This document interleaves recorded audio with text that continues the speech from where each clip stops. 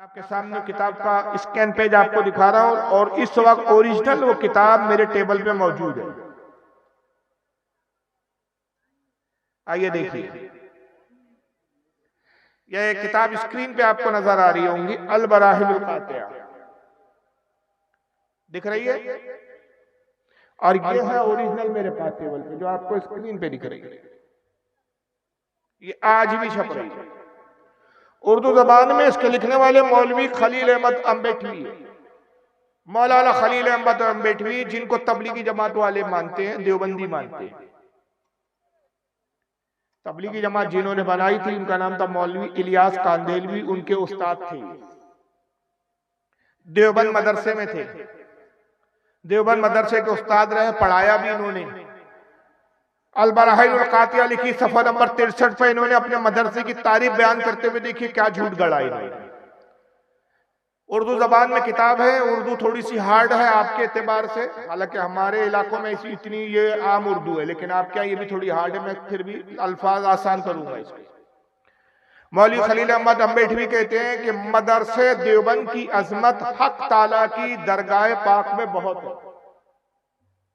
हक ताला यानी कौन? बोलो, अल्लाह ताला। अल्लाह की बारगाह में देवबंद के मदरसे की अजमत क्या है? बहुत है। अल्लाह को बड़ा मकबूल मदरसा है ये, अल्लाह की बारगाह में बड़ा पसंदीदा मदरसा। क्यों पसंदीदा ये मदरसा? आगे लिखते हैं कि सदहा आलिम यहां से पढ़कर गए। सदहा यानी कई सौ की तादाद में यहां से आलिम इस मदरसे से पढ़ के गए और खल्के कसीर को जुल्माते जलालत से निकाला। एक बहुत बड़ी तादाद में, एक बहुत बड़ी जमात को गुमराही से, गलत कामों से, बुराइयों से निकाल दिया। यही सबब है, यही वजह है कि एक साले यानी एक नेक बुजुर्ग फक्र आलम अलैहिस्सलाम की ज़ियारत से ख्वाब में मुशर्रफ हुए। कहते यही वजह है कि एक नेक बुजुर्ग, कौन बुजुर्ग थे उनका नाम अता पता कुछ नहीं, सब गुमनाम बुजुर्ग होते हैं देवबंद में। और याद रखिए, जब किसी का नाम और खबर ना हो तो खबर कैसी होती है? झूठी। इसीलिए पता चला कि अपने मदरसे की अजमत बताने के लिए झूठ गढ़ा गया। कहते हैं कि एक नेक साले बुजुर्ग फक्र आलम यानी रसूलुल्लाह सल्लल्लाहु अलैहि वसल्लम की ख्वाब में ज़ियारत से मुशर्रफ हुए। हुजूर को ख्वाब में देखा उन्होंने, तो आपको उर्दू में कलाम करते देखकर पूछा, आपको यह कलाम कहां से आ गई? हुजूर उस बुजुर्ग से उर्दू जबान में बातचीत करने लगे तो बुजुर्ग को हैरानी हुई और उन्होंने कहा, या रसूलल्लाह आपको ये उर्दू कहां से आ गई? आप तो अरबी हैं, आप तो अरब के रहने वाले हैं, आपकी जबान अरबी है, आप उर्दू कैसे बोल रहे हैं? फरमाया, यानी रसूलुल्लाह ने जवाब में फिर फरमाया कि जब से उलमाए मदरसे देवबंद से हमारा मामला हुआ हमको ये जबान आ गई। नौजुबिल्लाह। फिर कहते हैं सुभान अल्लाह, इससे रुतबा इस मदरसे का मालूम हुआ। इस मदरसे का रुतबा देखो, इस मदरसे का मकाम देखो कि रसूल को उर्दू नहीं आती थी। जब ये देवबंद का मदरसा बना, हुजूर इस मदरसे में आने जाने लगे और फिर हमारे देवबंद के मौलाना से उर्दू उन्होंने सीख लिया। अस्तगफिरुल्लाह, नौजुबिल्लाह मिन ज़ालिक। मुझे आपसे एक सवाल पूछना है और मैं आपसे पूछना चाहता हूं, मुझे ये बताओ, पूरी कायनात में कोई ऐसी जात है जो रसूल को सिखा सके? हमारे नबी को किसने सिखाया, किसने पढ़ाया? अल्लाह। और रहमान वही रहमान है। और रहमान रहमान खलकल कुरान। और रहमान अल्लमल कुरान, उसी ने कुरान नाजिल किया। खलकल इंसान, उसने इंसानियत की जान मोहम्मद को पैदा किया। अल्लमहुल बयान, अल्लमहुल बयान, वानी माफ कीजिए, अल्लमहुल बयान, उसने महबूब को कलाम करना सिखाया। अल्लाह कह रहा मैंने अपने नबी को बोलना सिखाया। और क्या सिखाया? वला रद्दी वला याबिसिन, ए महबूब जो भी दुनिया में तर और खुश है सब इस किताब में, सब तू जानता है, सब चीजें सिखा दी। वअल्लमा का मालम तकुन तालम, जो तू नहीं जानता था वो हमने सिखा दिया। अल्लाह फरमा रहा है जो तू नहीं जानता था मैंने सिखाया। लेकिन देवबंद के मौलवी 14 साल बाद कह रहे अल्लाह तूने सब सिखाया था, उर्दू जबान तुझसे भी छूट के रह गई थी, वो हमने सिखा दिया। कोर्स अनकम्प्लीट था, वो कोर्स को हमने मुकम्मल कर दिया। क्या ये रसूलुल्लाह की गुस्ताखी नहीं है कि ये हुजूर का उस्ताद बनने चले? क्योंकि मेरे नबी सारी कायनात को पढ़ाने आए थे, कायनात से पढ़ने नहीं आए थे। मेरे नबी सिखाने आए थे, सीखने नहीं आए थे जी। उनका सिखाने वाला परवरदिगार है। उनकी जो शान ये है कि हदीस पाक में आता है, रिवायतों में आता है कि आका ने एक मर्तबा अपने कुछ सहाबा को जमा किया और कहा कि मेरे साहबा, मैं चाहता हूं कि तुम दुनिया के मुख्तलिफ इलाकों में जाओ और दीन की खिदमत करो, दीन की तबलीग करो। ज़हीन और अक्लमंद जो सहाबा थे, जो बहुत ज्यादा पढ़े लिखे दानिशमंद थे, उनको बुलाया और कहा कि फुला इब्ने फुला तुम यमन जाओ और वहां दीन की खिदमत करो। ऐ फुला इब्ने फुला तुम मिस्र जाओ और दीन की खिदमत करो। ऐ फुला इब्ने फुला तुम रोम की तरफ जाओ, दीन की खिदमत करो। ऐ फुला इब्ने फुला तुम जो है फुला इलाके में जाओ, इराक जाओ, दीन की खिदमत करो। तुम ईरान की तरफ जाओ, दीन की खिदमत करो। मुख्तलिफ इलाकों के नाम दिए और सहाबा से कहा इन इन इलाकों में तुम जाओ और हमारे दीन को पहुंचाओ।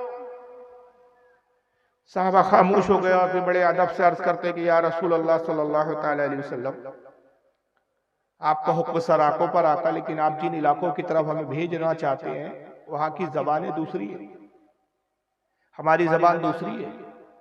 वो हमारी जबान नहीं समझते, हम उनकी जबान नहीं समझते। हम अपनी बात उन्हें कैसे समझाएंगे, वो अपनी बात हमें कैसे समझाएंगे।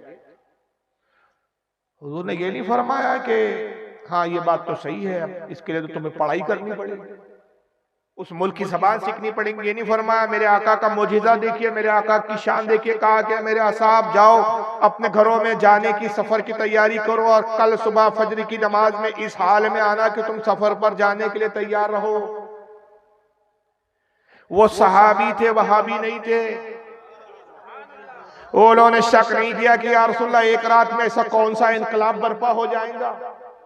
वो घरों में आए, अपनी बीवी और अपने अहले खाना, अपने घर वालों से कहा खाने पीने का सामान लाओ, कपड़े लाओ, तैयारी करो, हमें सुबह सफर पे निकलना है। हुजूर के हुक्म से सामान तैयार हुए, सुबह निकले, ऊँटों और घोड़ों पे उन्होंने सामानों को लाद दिया और फजर की नमाज में हुजूर की खिदमत में आए। नमाज फजर हुजूर की पीछे इक्तिदा में पड़ी। नमाज फजर खत्म हुई, हुजूर मस्जिद के बाहर आए। फरमाया कहाँ है वो साहबा जिनको मैंने जाने के लिए कहा था। वो सारे साहबा आ गए। या रसूलल्लाह हम हाजिर है। कहा तुम्हें कहाँ जाने के लिए कहा था। या रसूलल्लाह मुझे यमन के लिए कहा गया था। ऐ फुला तुझे कहाँ के लिए कहा था। या रसूलल्लाह मुझे मिस्र के लिए कहा गया था। ऐ फुला इब्ने फुला तुझे कहाँ के लिए कहा था। या रसूलल्लाह मुझे रोम जाने के लिए कहा गया था। ऐ फुला इब्ने फुला तुझे कहाँ जाने के लिए कहा गया। या रसूलल्लाह मुझे ईरान जाने के लिए कहा। करीब आओ। हर सहाबी को हुजूर करीब लेते थे। अपना लुआबे दहन जिसको थूक कहते, अपना थूक नबी निकालते थे, उस सहाबी के मुंह में डालते। रावी हदीस कहता है कि नबी का वो थूक मुबारक, वो लुआबे दहन, वो लुआब मुबारक, वो थूक मुबारक जिस सहाबी के मुंह में जाता उसी मुल्क की जबान उसको उसी वक्त याद हो जाती। सुभान अल्लाह, अल्लाहु अकबर, अल्लाहु अकबर। या रसूल अल्लाह, क्या समझे आप। मेरे नबी की शान ये है कि अपना थूक जिसे दे दे उस मुल्क की जबान उसको अता कर। जो दुनिया की मुख्तलिफ जबानें अपने थूक से अता करता हो, उसको उर्दू नहीं आती थी कि फटीचर मौलवियों के पास उर्दू सीखने आया हो।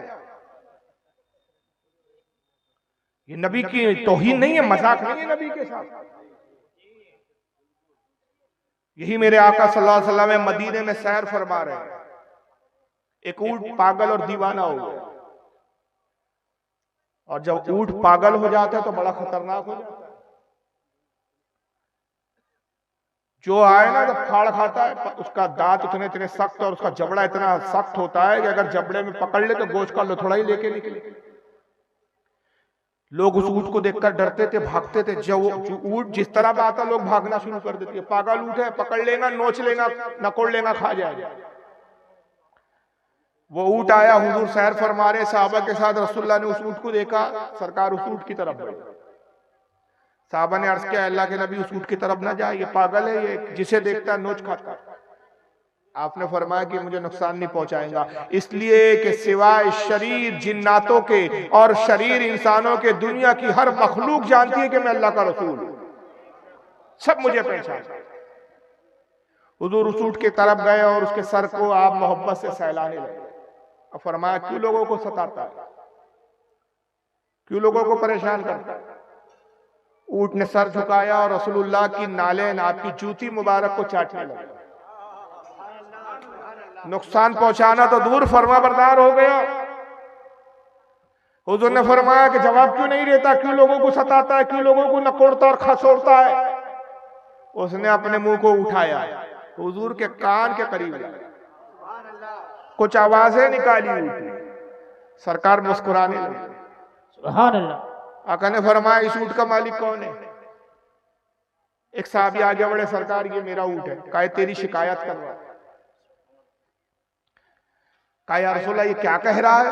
कहा ये ऊँट कह रहा है कि अल्लाह के नबी मैं पागल नहीं हूं, मैं दीवाना नहीं हूं। मामला यह है कि जब मैं जवान था तो मेरे मालिक ने मुझसे बड़ा काम लिया, मुझ पे बड़े बोझ ला दे, मुझसे बड़ी खिदमतें ली।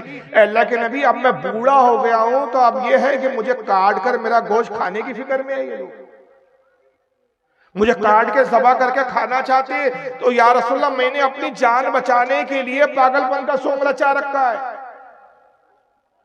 ये ढोंग कर रहा हूं मैं सोंग रचाए हुए, हकीकत में मैं पागल नहीं हूं। हुजूर ने कहा तेरी शिकायत कर रहा है, क्या ये सही है? तो साहबी ने कहा अल्लाह के नबी इस ऊँट ने बिल्कुल सही कहा। कुछ दिन पहले की बात है कि मेरा बेटा कहने लगा बजान ये ऊँट बूढ़ा हो गया, अब इसके ऊपर बोझ ला दो तो इसके पैर कांपने लगते हैं, इस पे कपकपी तारी होती है, ये कमजोर हो गया है, काम नहीं करता, बूढ़ा हो चुका है, अब इसको काट पीट के गोश्त खा पी के खत्म कर दीजिए। बस जिस दिन हमने इसके काटने का सोचा उसी दिन से इसने हमें काटना शुरू कर दिया। हमने दीवाना और पागल समझ के इसको छोड़ दिया। हुजूर ने फरमाया ये जिंदगी को पसंद करता है, ये जीना चाहता है। ऐ मेरे साहबी ये ऊँट मुझे दे दे और इसके एवज कुछ रकम ले ले। उन्होंने कहा या रसूलल्लाह वैसे भी ऊँट हमारे काम का नहीं, हमने तो यूं ही छोड़ दिया है, मैं आपको तोहफे के तौर पर वैसे अता कर देता हूं, पेश करता हूं। हुजूर ने ऊँट की लगाम पकड़ी और फिर ऊँट से कहा कि ऊँट देखिए सरकार के जुमले सुनिए आप, अल्लाह करे कि आप इसकी अहमियत को समझ जाए। कहा ऊँट जा, तू आज से आजाद है, अब आबादी में ना रहे कि लोग तुझसे डरते हैं। जंगल में चला जा, जंगल में जो चाहे खा पी, कोई दरिंदा तुझ पर हमला नहीं करेगा, इसलिए कि तुझे अल्लाह के रसूल ने आजाद किया है। सुभान अल्लाह। गोया रसूल बता रहे हैं कि जिसको मैं आजाद कर दूं दुनिया की कोई मखलूक उसको नुकसान पहुंचा नहीं सकती। जो मेरी पनाह में आ गया वो अल्लाह की पनाह में आ गया, और जो अल्लाह रसूल की पनाह में आ गया कायनात की कोई चीज उसको नुकसान नहीं पहुंचा। बेशक सुभान अल्लाह। कोई दरिंदा तुझे नहीं नुकसान पहुंचाएगा। गोया हुजूर ये भी बता रहे हैं कि दरिंदे भी पहचानते हैं कि ऊँट मुस्तफा का आजाद करदा हुआ है। ये कौन से दरिंदे हैं जो नबी को नहीं पहचान पा रहे हैं? जी ये कौन से दरिंदे? ऊँट खुश हुआ और ऊँट ने फिर अपने मुंह को उठाया, हुजूर के कान के करीब आया, फिर आवाज निकाली और इस मर्तबा ऊँट रो रहा था। उसकी आंखों में आंसू बह रहे थे। रसूलुल्लाह ने जब उसकी कुछ आवाजों को सुना सरकार भी रोने लगी। साहबा के तो कुछ समझ में नहीं आया, अर्ज के अल्लाह के नबी इसने क्या कहा कि रो रहा है और आप भी रो रहे हैं? आपने इरशाद फरमाया इसने ऐसी बात कही कि खुद भी रो रहा है और मुझे भी इसने रुला दिया। ऐ लोगों ये कह रहा है कि अल्लाह के नबी आज आपने मेरी जान बख्शी है, आज आपने मुझे आजाद किया। मैं अल्लाह की बारगाह में दुआ करता हूं कि कयामत के दिन अल्लाह ताला आपकी गुनाहगार उम्मत को जहन्नम से आजाद फरमा दे। ये मेरी उम्मत के लिए दुआ कर रहा है, इस बात पर मुझे भी रोना आ गया। इस ऊँट को मेरी उम्मत की कितनी फिक्र। वाकया खत्म हो गया, ऊँट जंगल चला। समझ में क्या आया? समझाने और समझने वाली बात यह है कि मेरे आका वो है, अल्लाह ने वो इल्म दिया कि जानवरों तक की जबान मेरे मुस्तफा जानते हैं। इन फारिग होने वाले जो तलबा है, अब तलबा नहीं रहे बल्कि अब हुफ़ाज़ कुरान हो गए, कौम व मिल्लत के लिए इनको नफा बख्श बनाए। साथ ही इदारे के जो भी मुंतज़मीन है, मोहतमीम है और जिन हजरात ने इदारे की इमदाद फरमाई, मदद फरमाई और मदद करते रहते हैं, उन तमाम लोगों के लिए भी मैं अल्लाह की बारगाह में दुआ करता हूँ कि खालिक कायनात इस इदारे के चलाने वाले और इसके मदद करने वालों की उम्र में, इल्म में, रिस्क में, दीनी और दुनियावी मामलात में बरकतें और तरक्की अता फरमाए। इस बात का मुझे बहुत अच्छी तरह से एहसास है कि यहाँ थोड़ा उर्दू कम बोली जाती है और ज्यादा गहरी बातें और ज्यादा इल्मी बातें यहाँ नहीं बोली जा सकती। एक तो जबान की प्रॉब्लम उसके बाद मबलग इल्म का जो यहाँ मामला है, जो म्यार है, वो भी बहुत ज्यादा नहीं है, इसलिए बहुत ज्यादा गहरी बातें मैं नहीं बयान करूंगा। बहुत हल्के फुल्के अंदाज में अहले सुन्नत के कुछ अकायद के ताल्लुक से कुछ बातें आप तक पहुंचाने की कोशिश करूंगा।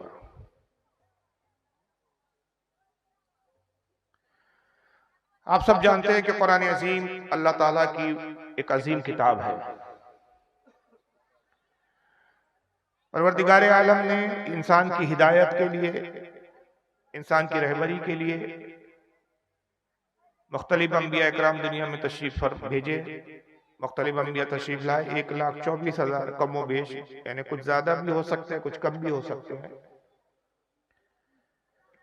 जब से इंसान की तख्लीक हुई तब से लेकर हमारे नबी करीम मोहम्मद सल्लल्लाहु ताला अलैहि वसल्लम तक हर जमाने में लोगों की हिदायत के लिए, लोगों की रहनुमाई के लिए अंबिया इकराम, नबी आते रहे, पैगंबर आते रहे, और इनकी कुल तादाद जो हकीकत में अल्लाह ही जानता है, लेकिन एक अंदाजे के मुताबिक ये बताया जाता है कि 1,24,000 अंबिया इकराम दुनिया में तशरीफ लाए। 4 रसूल ऐसे गुजरे हैं कि जिनको किताबें दी गई। 4 रसूलों के अलावा फिर बाकी किसी नबी को किताब नहीं मिली। कुछ अंबिया किराम को सहीफे मिले, सहीफे यानी कुछ कागज दिए गए जिसमें कुछ जमाने के एतबार से, उस वक्त के हालात के एतबार से कुछ कानून दिए गए, लेकिन मुस्तकिल तौर पर एक कंप्लीटली किताबें 4 रसूल को दी गई। 2 लफ्ज आप सुनते हैं, एक होता है नबी और एक होता है रसूल। नबी और रसूल में फर्क होता है। रसूल का दर्जा और मकाम नबी से बुलंद होता है, बड़ा होता है। हर रसूल नबी भी होता है, लेकिन हर नबी रसूल हो जरूरी नहीं है। रसूल उसे कहा जाता है कि जिसको किताब दी गई हो। और किताब क्या होती है? किताब जिंदगी गुजारने का ढंग, शरीयत का कानून, कवानीन है, कॉन्स्टिट्यूशन है, लॉ है। एक रसूल जब आता है उसके साथ एक किताब आती है, अल्लाह ताला उसको एक किताब अता फरमाता है। और उसके बाद फिर जब नबी आते रहते हैं तो वो जो रसूल उनसे पहले गुजरा उसी की किताब की तालीम को आम करते हैं, उसी की बातों को फैलाते हैं। गोया के जिस तरह आज उलमा तबलीग करते हैं, उस जमाने में वही काम अंबिया करते थे। किताब उस वक्त तक पढ़ी जाती है, उस वक्त तक अमल होता है कि जब तक किताब में तहरीफ ना हो, मतलब उसमें रद्दो बदल ना किया जाए, छेड़खानी उस किताब से ना की जाए। मगर होता यह था कि एक रसूल आता, फिर वो किताब साथ में लाता, लेकिन कुछ सालों के बाद तक 1 सदी 2 सदी तक वो किताब ठीक ठाक चलती, लेकिन बाद में उसी फिरके के, उसी कौम के कुछ दुनियादार किस्म के मौलवी ऐसे होते कि जो किताब में कमी और पेशी कर देते, कुछ निकाल देते, कुछ घटा देते, कुछ बढ़ा देते। और घटाने बढ़ाने की नौबत इसलिए आती कि जो किताब में सजाएं दी गई होती, जिंदगी गुजारने के जो उसूल बताए थे, तो वो देखते कि यहाँ तकलीफ है, हमें ये इस पर अमल करना मुश्किल हो रहा है, तो उसमें आसानी कर देते, उसको घटा देते। जुर्म अगर किसी अमीर और कबीर ने किया है तो वो देखते कि ये जुर्म करने वाला अमीर और कबीर है, वो रिश्वत देता, उन मौलियों को, उन आलिमों को पैसे देता। वो पैसों की लालच और दुनियावी माल की लालच में कहते हैं अच्छा ठीक है, ये कानून हम हटा देते। तो अमीर और कबीर को सजाओं से बचाने के लिए किताब में तहरीफ कर दी जाती, कानून बदल दिया जाता। अब जाहिर है कि अल्लाह की किताब में अल्लाह की बातों में जब हेरफेर कर दी गई, तब वो हकीकत में फिर ना अल्लाह की बात रही, ना अल्लाह की किताब रही। तो फिर दूसरा रसूल भेजा जाता और फिर एक नई किताब भेजी जाती है। इस तरह 4 किताबें और 4 रसूल आए, जिसमें एक हजरत दाऊद अलैहिस्सलाम है, जिनको अल्लाह ताला ने ज़बूर अता फरमाई। एक रसूल हजरत मूसा अलैहिस्सलाम है, जो कौम बनी इसराइल की तरफ है। ये सबसे बड़ी कौम रही दुनिया में, अल्लाह ताला ने इनको तौरेत अता फरमाई। तीसरे हजरत ईसा अलैहिस्सलाम आए, जिनको अल्लाह ताला ने इंजील अता फरमाई, जिसको इस जमाने में इंग्लिश में बाइबल कहा जाता है। और जब इंजील में भी तहरीफ हो गई, उसमें भी घटाया और बढ़ाया गया, तो फिर इंजील के बाद और हजरत ईसा अलैहिस्सलाम के बाद फिर हमारे आखिरी पैगंबर मोहम्मद सल्लल्लाहु ताला अलैहि वसल्लम तशरीफ लाए और उनको फिर एक आखिरी किताब कुरान अजीम अता की गई। और रसूल को आखिरी रसूल कहा गया कि अब हुजूर के बाद कोई रसूल नहीं आएगा, कोई किताब नहीं आएंगी। कुरान अजीम में रब तबारक व तआला इरशाद फरमाता है, मा काना मुहम्मदुन अबा अहादिम मिन रिजालिकुम वलाकि रसूलुल्लाहि व खातमुन नबिय्यीन।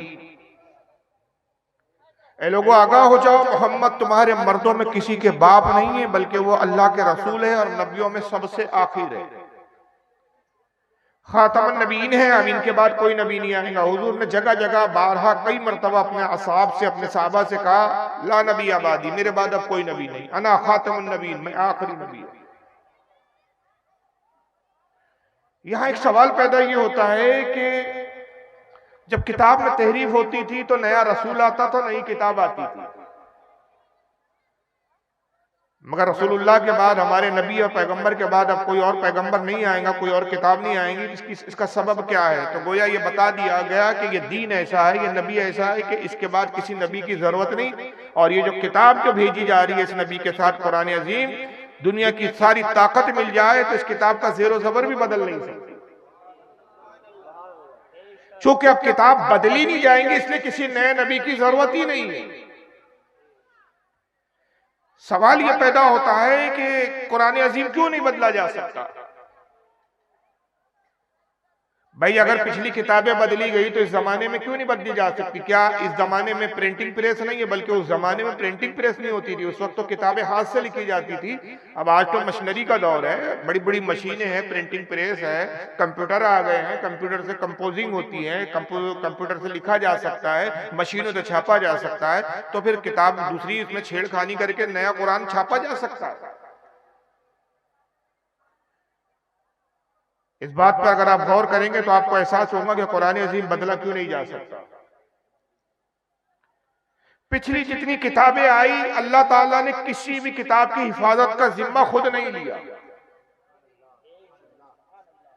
बल्कि हुआ ये कि नबियों ने अपने कौम और अपनी उम्मत के मुतालबे पर अल्लाह से किताब का मुतालबा किया। हर नबी ने अपनी कौम के लिए किताब मांगी। जनाब दाऊद अलैहिस्सलाम का अगर देख लें कि दाऊद अलैहिस्सलाम की कौम हजरत दाऊद के पास आई और कहा कि दाऊद, जब तक आप हमारे बीच जिंदा है, आप हमें बताते हैं, हम आपकी बातों पर अमल कर लेते हैं, मगर आप भी इंसान हैं, एक न एक दिन आपको भी दुनिया से जाना, इंतकाल करना है। जब आपका इंतकाल हो जाएगा, आप इस दुनिया से चले जाएंगे, तो फिर हम दीन पर कैसे अमल करें, अल्लाह की बातों पर कैसे अमल करें, ये हमें कौन बताएंगे? लिहाजा जो कुछ कानून है, जिस पर हमें अमल करना चाहिए, जिंदगी कैसे गुजारनी चाहिए, उसके लिए किताब चाहिए हमें, जिसमें सारी बातें लिखी हो कि आपके बाद हम उस किताब को खोलें और जहां भी हमें जिंदगी के किसी मसले में मुश्किल आए तो हम किताब को पढ़कर उस मसले का हल निकाल लें। मेरी तकरीर समझ में आ रही है ना आपके? मैं बहुत कोशिश कर रहा हूं, हालांकि मैं उर्दू बोलता हूं तो थोड़ा सा बहुत हल्के लेवल की उर्दू बोलना मुझे थोड़ा सा तकलीफ दे होता है। हालांकि वैसे भी मैं ज्यादा हार्ड उर्दू नहीं बोलता हूं, लेकिन फिर भी बंगाल की इस इलाके के एतबार से और आसान लफ्ज इस्तेमाल करने की कोशिश कर रहा हूं। दाऊद अलैहिस्सलाम अल्लाह की बारगाह में गए और सजदा रेज हो गए, इबादत खाने में गए। जो इबादत खाना जगह, परवरदिगार तू जानता है कि मेरी कौम किताब मांग रही है। अल्लाह ताला ने फरमाया कि दाऊद, अपनी कौम से कहो कि किताब का मुतालबा मत करो, जितने कानून तुम्हें बता दिए गए बस उसको याद रखो, उस पर अमल करो। अगर किताब मांगोगे और जब हम किताब देंगे तो वो कानून तुम पर लागू हो जाएगा, नाफिज हो जाएगा। और जब एक बार कानून बन जाता है, जब तक कानून ना हो तो छूट है, कानून बन जाए तो जब कानून की खिलाफ वर्जी कोई करेगा तो वो मुजरिम होगा। उसको यूं समझ लीजिए कि जब तक हिंदुस्तान में टैक्स के नाम पर जीएसटी टैक्स नहीं था तो कोई इस टैक्स को जानता ही नहीं था, तो वो टैक्स देने की कोई जरूरत ही नहीं थी। जब तक हिंदुस्तान में टोल टैक्स नहीं था तो आप सड़क पे से कभी भी जा सकते थे, लेकिन आपको कोई टोल टैक्स देना नहीं पड़ता था। मगर जब कानून बदला, सड़कें बनने लगी, गवर्नमेंट ने जगह जगह टोल टैक्स के लिए नाके बना दिए, जीएसटी नाम का एक टैक्स लागू कर दिया, तो अब ये टैक्स आपको भरना है। अगर ये टैक्स में आप चोरी करते हैं तो कानून आप मुजरिम है, और चोरी करते हुए अगर पकड़े जाएं तो आपको सजा है। तो जब तक कानून नहीं आता छूट होती है, लेकिन जब एक बार कानून बन जाता है तो उस पर अमल करना जरूरी हो जाता है, और कानून बनता है तो मुश्किल बढ़ जाती है। तो दाऊद अपनी कौम से कहो कि किताब मत मांगो, तो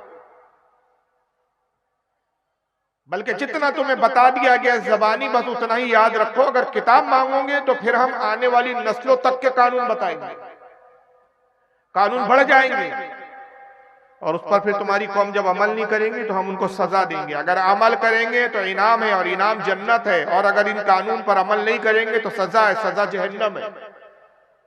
तो इस पर खतरा है किताब में, इनाम के साथ सजा भी है। हज़रत दाऊद अलैहिस्सलाम ने अपनी कौम से कहा कि मेरी कौम, रब तबारक व तआला अल्लाह ताला ये फरमाता है कि किताब ना मांगो, मैं जितना बताता हूं उतना याद रखो। उन्होंने कहा नहीं ऐ दाऊद, हमें किताब चाहिए,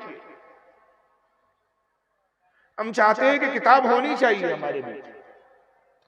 वो कौम ने जिद की, और जब बहुत जिद की तो हजरत दाऊद अलैहिस्सलाम ने कहा कि परवरदिगार ये कौम नहीं मानती, ये किताब ही मांगती है, तू किताब मुझे अता फरमा दे। अल्लाह ताला ने ज़बूर नामी किताब हजरत दाऊद को अता कर दी, और साथ ही बता दिया कि ऐ दाऊद, इस शर्त के साथ हम किताब दे रहे हैं कि तुमने मांगा है, तुम्हारी कौम ने मांगा है, तुम्हारी कौम को किताब दे रहे हैं, तुम्हारे जरिए दे रहे हैं। अब इस पर अमल करना भी उनकी जिम्मेदारी, इस कानून की हिफाजत करना भी उनकी जिम्मेदारी। अगर कानून में रद्दोबदल किया, हेर फेर किया, हम कयामत के दिन उनको जहन्नम का मुस्तहिक करार देंगे। अब पाबंदी करो, अब तुमने खुद मांगा। मगर हुआ क्या कि हजरत दाऊद अलैहिस्सलाम का जैसे इंतकाल हुआ, उनके इंतकाल के बाद फिर किताबों में छेड़खानी शुरू कर दी गई, कानून बदले गए और लिखावट को फेरा गया, हटाया गया, और जो असल ज़बूर थी वो असल ना रही, बदलकर कुछ की कुछ हो गई। मूसा अलैहिस्सलाम का जमाना आया, कौम बनी इसराइल जो आपकी कौम थी जिसका नाम बनी इसराइल था, उन्होंने कहा मूसा हमें किताब चाहिए। अब ये जो ज़बूर है, ये ज़बूर तो वो ज़बूर ना रही जो हजरत दाऊद पे अल्लाह ने नाजिल की थी, इसमें तो छेड़खानी हो चुकी है, बदला जा चुका है। हम चाहते हैं कि नए सिरे से हमें फिर एक किताब दी जाए, नए कानून हमें नाफिज किए जाए हमारे लिए। हजरत मूसा अलैहिस्सलाम ने भी अल्लाह से अर्ज की कि परवरदिगार मेरी कौम किताब मांगती है। अल्लाह ने वही फरमाया कि मूसा अपनी कौम से कहो किताब ना मांगो, किताब लेने में रिस्क है, अमल करोगे जन्नत मिलेगी, इनाम मिलेगा, अमल नहीं करोगे सजा होगी, जहन्नम के मुस्तहिक होगी। कौम ने जिद की और हजरत मूसा ने कहा परवरदिगार मेरी कौम नहीं मानती, तो किताब ही अता फरमा दे। अल्लाह ने फरमाया कि मूसा किताब लेना है तो किताब बहुत मुकद्दस है, हम मुकद्दस किताब तुम्हें देना चाहते हैं तो एक मुकद्दस मकाम पर किताब अता करेंगे, और वो मुकद्दस मकाम कोहितूर है। उस कोहितूर पर आओ, वहां हम किताब देंगे, लेकिन जब किताब लेने आओ तो 40 दिन मुसलसल रोजे रखो, और 100 विसाल के रोजे रखो। रोजे दो तरह के होते हैं, एक रोजा वो जो हम रखते हैं कि सुबह सहरी करते हैं और इफ्तार के वक्त फिर हम खा के हम रोजा खत्म कर देते हैं, लेकिन 100 विसाल का रोजा वो होता है जो अंबिया रखा करते थे, बाद औलिया कराम रखा करते थे, कि जिसमें न सहरी में कुछ खाया जाता है न इफ्तारी में कुछ खाया जाता है, लगातार रोजे रखने होते हैं। 100 विसाल के 40 दिन रोजे रखो, यानी 40 दिन ना कुछ पीना है ना खाना है। अपने पेट को, अपने अंदर के जिस्म को अच्छी तरह से साफ सुथरा कर लो, पाको साफ हो जाओ जाहिर और बाहिर से, और फिर कोई तूर पर और किताब लो। और मैं यहाँ एक चीज बताना भूल गया था कि दाऊद अलैहिस्सलाम को जब अल्लाह ताला ने ज़बूर दी तो उनसे कहा कि दाऊद 1 साल ऐसे रोजे रखो कि एक दिन रोजा रखो, दूसरे दिन खा पी लिया करो। 1 साल पूरी मुद्दत ऐसे रोजे से रखो, जब तुम रोजा रख के अपने बदन को जाहिर और बाहिर हर तरह से पाक सुथरा फरमा लोगे, तब हम तुमको ज़बूर देंगे। दाऊद अलैहिस्सलाम ने वैसे ही रोजे रखे, 1 साल ऐसे मुसलसल रोजे रखे कि एक दिन खाते थे, दूसरे दिन रोजे से रहते थे। साल भर इसी तरह आपने रोजे रखे, गोया 6 महीने के रोजे रहे, 6 महीने आप खाते पीते रहे और फिर ज़बूर अता की गई। जब मूसा अलैहिस्सलाम का जमाना आया तो हजरत मूसा से भी कहा गया कि 40 दिन रोजे रखो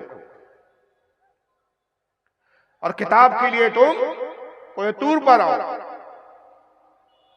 हजरत मूसा अलैहिस्सलाम 40 दिन रोजे रखते हैं और कोहतूर पर पहुंचे और यकबारगी एक साथ एक ही वक्त में, अलग अलग वक्त नहीं, एक ही वक्त में तौरेत नामी किताब आपको दे दी। मगर इस किताब के साथ भी उनके चाहने वाले, उनके मानने वाले, उनकी उम्मतों ने यही सुलूक किया कि किताबों में हेर फेर शुरू कर दी। जब तक वो जिंदा रहे किताब पर अमल होता रहा, उनका इंतकाल और विसाल हुआ, किताबों में से बातें निकाली जाती रही।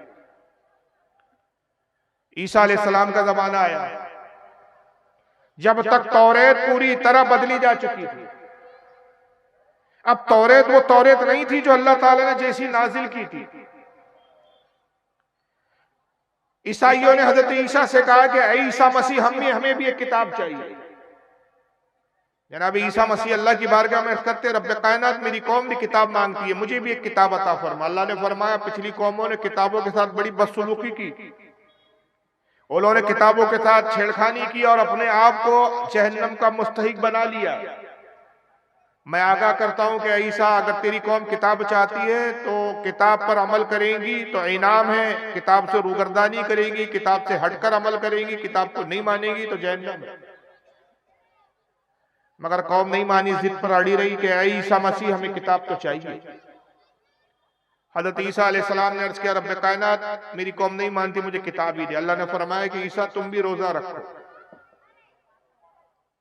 1 साल मुसलसल रोजा रखो और यरूशलेम आओ जो तुम्हारी पैदाइश की जगह है। वो यरूशलेम जहां 60,000 से ज्यादा अंबिया किराम मदफून है।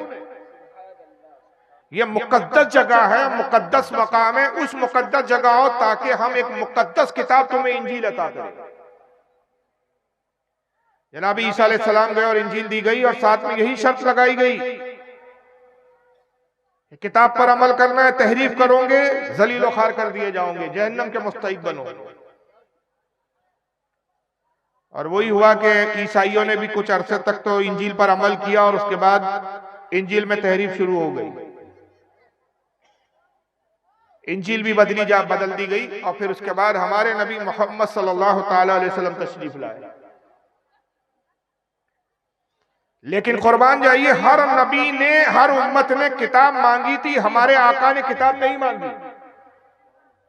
40 साल तक हमारा नबी सिर्फ अमल करता रहा, नमाज पढ़ता रहा, अल्लाह की इबादत करता रहा। 40 साल के बाद अल्लाह ताला ने खुद किताब अता की और कहा, हबीब सारे नबियों ने किताब मांगी, सारे उम्मतियों ने किताब मांगी, तो जब मांगा तो हमने दिया और मांगने के बाद हमने शर्त लगाई, चूंकि तुम मांग रहे हो तो हिफाजत भी तुम्हें करनी है, इसकी पासदारी भी तुम्हें करनी है। तुम अगर इसमें तहरीफ करोगे, इसमें छेड़खानी करोगे तो अजाब के मुस्तहिक होंगे, अमल करोगे तो तुम जन्नत के मुस्तहिक होंगे। तो ऐ मेरे महबूब, पिछले नबियों ने मांगी, मगर तू जब मांग नहीं रहा तो हम खुद तुझसे राजी होकर किताब दे रहे, और जब हम दे रहे हैं तो पिछली कौमों ने मांगा था तो दिया, तो हिफाजत का जिम्मा उन्हीं पर था। जब हम दे रहे हैं तो हिफाजत का जिम्मा तेरी उम्मत पर नहीं छोड़ेंगे, बल्कि हिफाजत हम खुद करेंगे, इस किताब के जामिन हम बन जाएंगे। इन्ना नहानो नज़्ज़लना ज़िक्रा व इन्ना लहू लाहाफ़िज़ून। ऐ महबूब, ये किताब हम नाजिल कर रहे और इसकी हिफाजत का जिम्मा हम ही ले रहे हैं।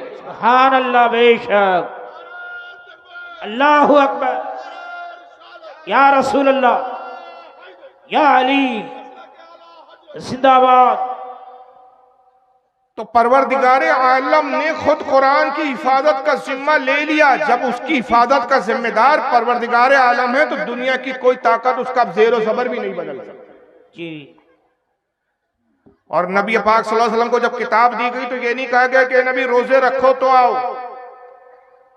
ऐ नबी 100वें विसाल के रोजे रखो और फिर कोहे तूर पर आओ तो किताब देंगे। ऐ नबी रोजे रखो और यरूशलेम आओ तो किताब देंगे। ऐ नबी रोजे रखो और उसके बाद इबादत गांव में आओ तो किताब देंगे। नहीं, ऐ महबूब पिछले नबियों की बात और है, तेरी बात और है। पिछले नबियों ने जब किताब मांगी तो हमने खास मकाम पर उनको बुलाया, लेकिन ऐ महबूब तुझसे हमें इतनी मोहब्बत है कि हम तुझे किताब लेने बुलाएंगे नहीं, बल्कि जहां तू होगा वहां हम किताब भेज देंगे। तुम मदीने में होगा, किताब वहां भेजेंगे। तुम मक्का में होगा, किताब वहां भेजेंगे। तुम मैदान बद्र में होगा, किताब वहां भेजेंगे। तुम मैदान उहद में होगा, किताब वहां भेजेंगे। तू खैबर में होगा, किताब वहां भेजेंगे। हद तो यह है कि तू अपनी बीवी आयशा के पहलू में होगा, किताब भी वहां भेजेंगे। सुभान अल्लाह बेशक। नारे तकबीर, नारे रिसालत, मसलके आला हजरत इस्लाम, नारे तकबीर, नारे रिसालत। तो महबूब को किताब लेने नहीं बुलाया गया, जहां महबूब होता था वहां किताब नाज़िल होती। ऐसी अजीम रुतबा किताब, ज़ालिकल किताबो ला रैब फी।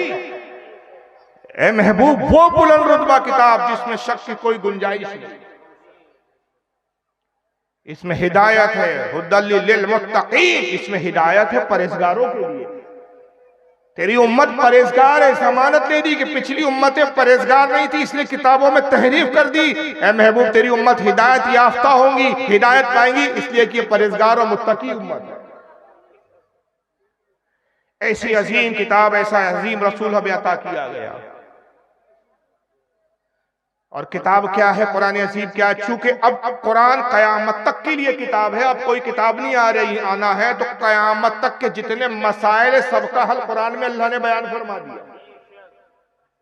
हर चीज का जिक्र कुरान में है। कुरान में खुद कहता है हबीब ये आखिरी किताब, अब इसके बाद किसी किताब की जरूरत नहीं।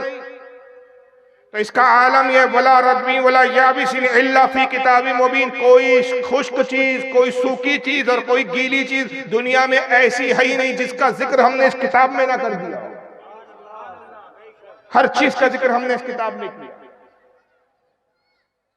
मगर मैंने अर्ज किया कि हो सकता है कि आज प्रिंटिंग प्रेस का दौर है, आज कंप्यूटर का दौर है, टेक्नोलॉजी का दौर है। एक शख्स खड़े हो गए, भाई हम चैलेंज करते हैं कुरान को,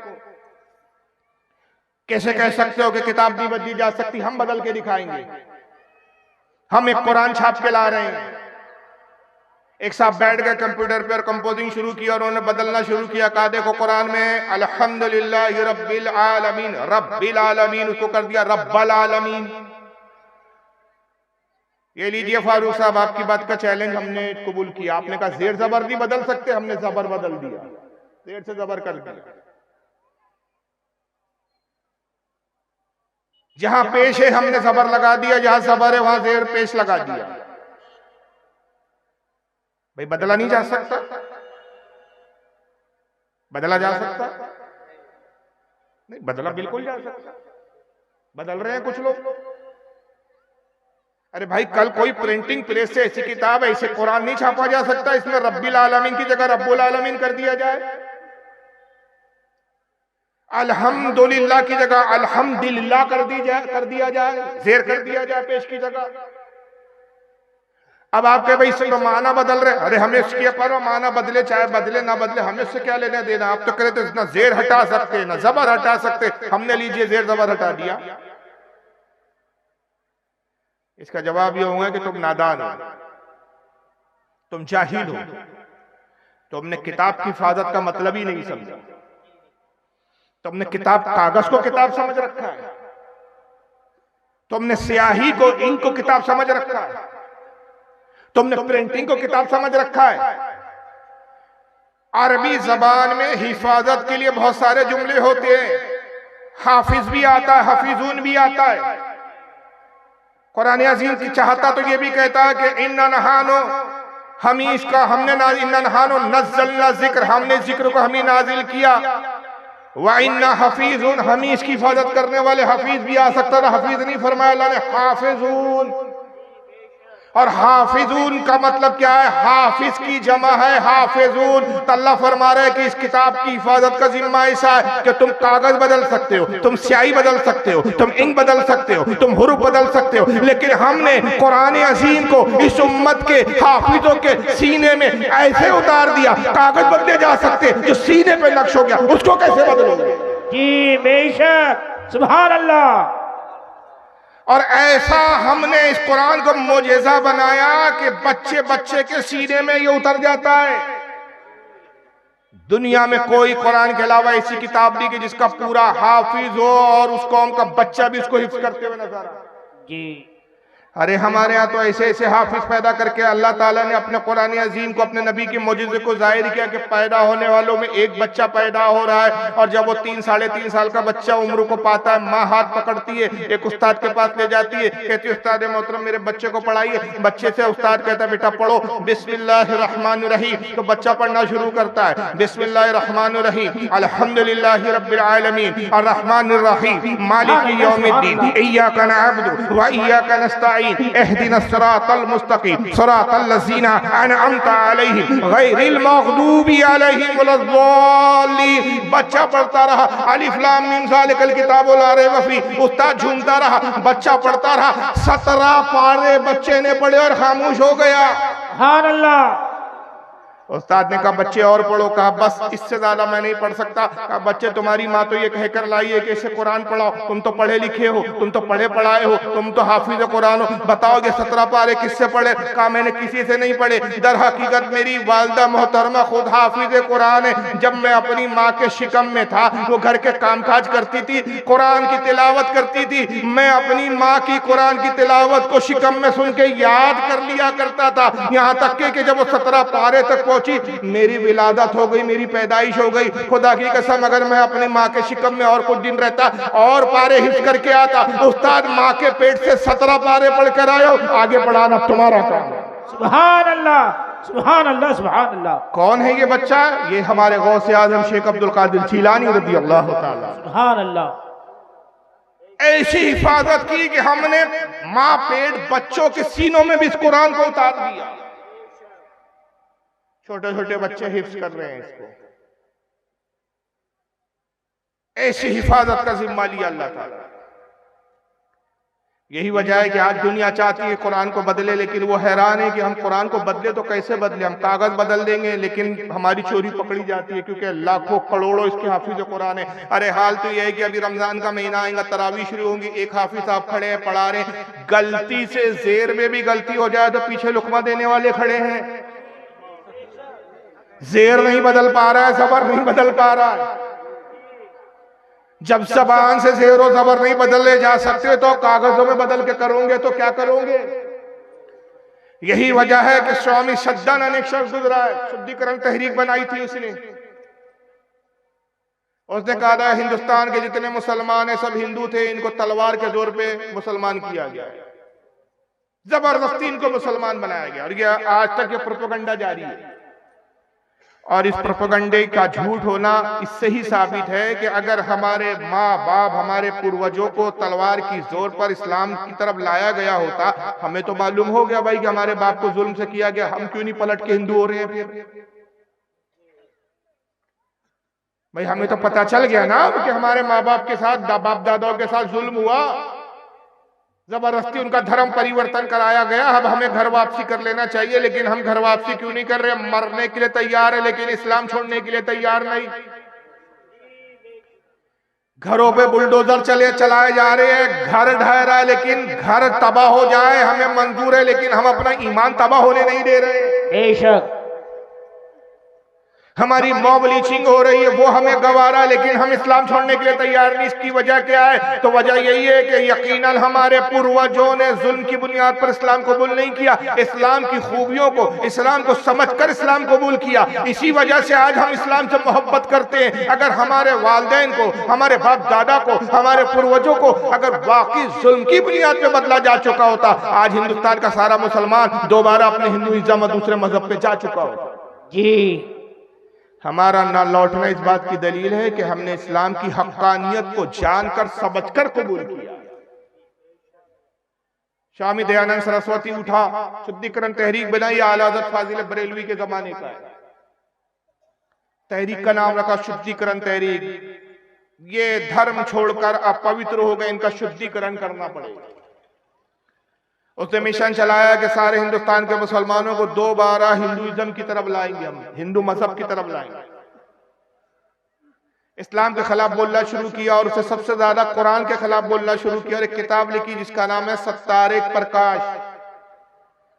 ये ओरिजिनल किताब मेरे पास मौजूद है। कुरान पे उसने जगह जगह इतराज किया, कहा ये अल्लाह की किताब है ही नहीं बल्कि मोहम्मद ने अपनी तरफ से गढ़ी है। माज़अल्लाह। मौलाना नईमुद्दीन मुरादाबादी रहमतुल्लाह ताला अलैह आला हज़रत के खलीफाओं में थे, खुलफा में से थे। और जो आला हज़रत का तर्जुमा कुरान छपता है कंजुल ईमान, उस पे जो तफसीर छपती है मौलाना नईमुद्दीन साहब की छपती है। हज़रत अल्लामा सैयद नईमुद्दीन मुरादाबादी रहमतुल्लाह अलैह ने एक मरतबा इसको चैलेंज किया और एक जगह मुठभेड़ हो गई। एक गांव में दयानंद सरस्वती पहुंचा, हजरत को पता चला, हजरत भी पहुंच गया और 20 जलसे में जाके स्टेज पर घेर लिया। कहा कुरान के खिलाफ तुम बहुत बोल चुके, बहुत भोग चुके, आओ मुनाजरा करो। उसने कहा मौलवी साहब मुनाजरे से क्या होगा, सिर्फ बहस होती है, मुबाहिसा होता है, हल नहीं निकलता। आपने कहा चलो मुनाजरा छोड़ो, मैं तुमको एक चैलेंज करता हूं, उसको कबूल कर लो। मैं सिर्फ तुम्हारे ही मजहब की किताबों को चैलेंज नहीं करता बल्कि दुनिया में जितनी किताबें, जितने मजहब की किताबें सब ले आओ।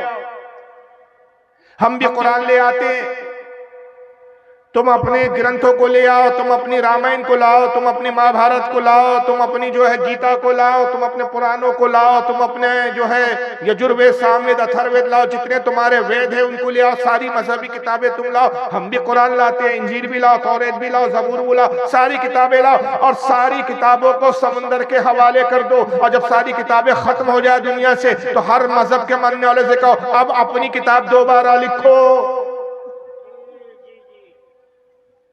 तो हम दावे से कहते हैं कि अगर दोबारा लिखने के लिए कहा जाएगा तो सिर्फ कुरान ही एक ऐसी किताब है जो दोबारा लिखी जा सकती है, बाकी दुनिया की कोई किताब दोबारा लिखी नहीं जा सकती। इसलिए कि कुरान वो किताब है जो बच्चों के सीने में उतार दी गई। दुनिया की कोई किताब ऐसी नहीं कि जो सीने में उतारी गई हो। सीने में वही किताब उतरती है जिसका ताल्लुक दिल से हो और दिल का ताल्लुक रब से होता है। पता चल गया ये किताब रब की नाजिल की हुई है, इंसान की बनाई हुई नहीं है। दुनिया की बाकी जितनी किताबें सबके लिखने वाले इंसान, मगर कुरान वो है जो कलाम इलाही है। और जब कुरान अल्लाह ने उतारा तो दुनिया के तमाम कयामत तक के उलूम दे दिए। तो अल्लाह ने फरमाया हबीब इसमें गैब की भी खबरें हमने दी, हमने हर चीज तुम्हें इसमें अता कर दी। और हबीब तुम किताब पढ़ाने वाले हो तो सबसे पहले तो तुम्हें इल्म देना है, तुम्हें इल्म अता किया जाएगा तो तुम दुनिया को इल्म बताओगे। तो हमने तुम्हें कितना दिया, कितना दिया, कितना दिया? तो रब ने फरमाया कि हबीब हम तुम्हें इतना इल्म अता कर रहे हैं, कयामत तक का हर इल्म दे रहे हैं, हर बात की हम खबर दे रहे हैं, इतना दे रहे हैं कि जो कुछ हो चुका वो भी हम तुम्हें बता रहे हैं, माकाना वमा यकून, जो हो चुका वो भी बता रहे हैं, जो होने वाला है वो भी बता रहे हैं। और हबीब हम तुम्हें पढ़ा रहे, कायनात में कोई ऐसा नहीं जो तुम्हें पढ़ाए। और रहमान हमी रहमान अल्लमल कुरान, हमने कुरान नाजिल किया। खलकल इंसान, हमने इंसानियत की जान मोहम्मद को पैदा किया। अल्लमाहुल बयान, और उसे कलाम करना हमने सिखाया। वो अल्लमा का मालम तकुन तालम, महबूब जो तुम नहीं जानते थे वो सब कुछ हमने तुम्हें सिखा दिया। जो तुम नहीं जानते थे। अब आप अपने ज़हन व फिक्र से जो भी ख्याल करो कि हुजूर ये नहीं जानते होंगे तो आपकी बात रद्द हो गई कि अल्लाह फरमा रहा है महबूब जो नहीं जानता था वो हमने सिखा दिया।